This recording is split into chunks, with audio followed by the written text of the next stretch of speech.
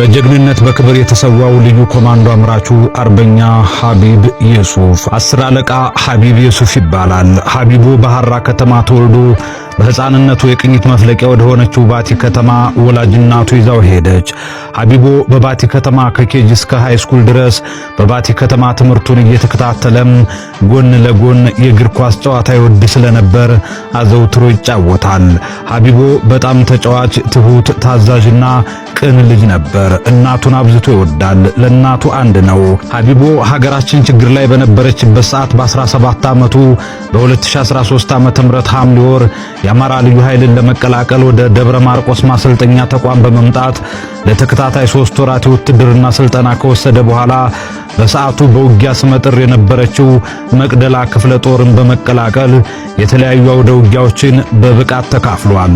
ከዚያም የአማራ ልዩ ኃይል የተሻለ ወታደራዊ አደረጃጀት በማድረጉ የኮማንዶ ስልጠና ለማሰልጠን ሰራዊት ከየግንባሩ ሲመለምል ሐቢቦም ተመልምሎ ወደ ዳንግላ የኮማንዶ ማሰልጠኛ ትምህርት ቤት በመግባት ለተከታታይ 6 ወር የኮማንዶ ስልጠናን በብቃት አጠናቆ የመብረቅ ክፍለ ጦር የሻለቃ የሰው ኃይል ተመድቦ በቃሊማ አስገዳይ በር፣ ሐዋስ፣ ስላሴ በተባሉ ቦታዎች ላይ ትልቅ ገድል የፈጸመ ጀግና ልጅ ነበር።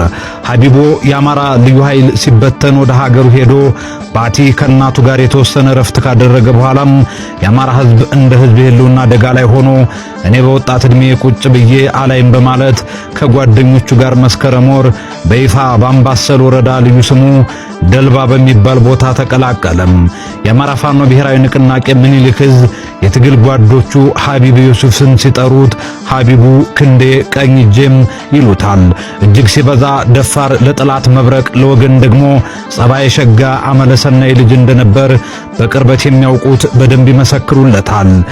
እንደ 10 አለቃ ሐቢብ ዩሱፍ ያሉ አማራነትን አስቀድመው ለአማራነት የተሰዉ የጀግንነት ማረጋገጫዎች መቼም ከህሊናችን የማይጠፉ ሊጠፉም የማይችሉ ጀግኖቻችን ናቸው። 10 አለቃ ሐቢብ ዩሱፍ ለታላቁ የአማራ ሕዝብን የመስጠት የሚችለው 2 ነገሮችን ነው ይል ነበር።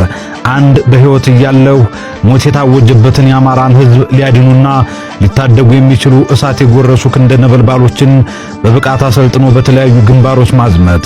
በዚህም መሰረት ቃሉን በተግባር በመፈጸም የአማራ ፋኖ ብሔራዊ ኃይል ስልጠና ማዕከል አመራርና አሰልጣኝ በመሆን የተለያዩ የኮማንዶና የእግረኛ ስልጠና ሲያሰለጥን ከቆየ በኋላም ባለፈው ዓመት በሰኔ ወር ነብሮ ተወርዋሪ ኮማንዶ ማስመረቁ ይታወቃል።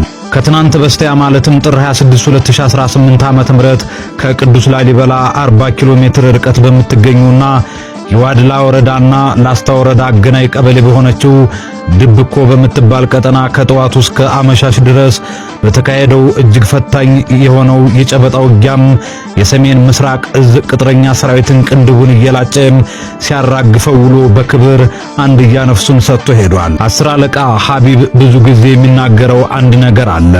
ይኸውም ሞት ለታወጀበት ማህበረሰብ ይወጣን አንድ ዓላማ ያስተሳሰረ ልጆች ነን፣ አለቃ አትበሉኝ፣ ሐቢብ ብቻ ይበቃኛል የሚል የወታደር ስብዕናን በልኩ ተላብሶ በክብር በጀግንነት የተሰዋ ታሪክ ሲዘክረው የሚኖር በደማቅ ቀለም የሚጻፍ ልዩ ኮማንዶ 10 አለቃ ሐቢብ ዩሱፍ የመጥፋትና ያለ መጥፋት ህልውና ላይ ለሚገኘው ታላቁ የአማራ ሕዝብ አጥንታቸውን ከስክሰው ደማቸውን አፈሰው ሕይወታቸውን ገብረው ለአማራነት የተሰዉት ሁሉ ከልባችን የማይጠፉበት እውነተኛ የሕይወት መስዋዕትነት የምታገኘው የፋኖ ትግል ውስጥ ብቻ ነው።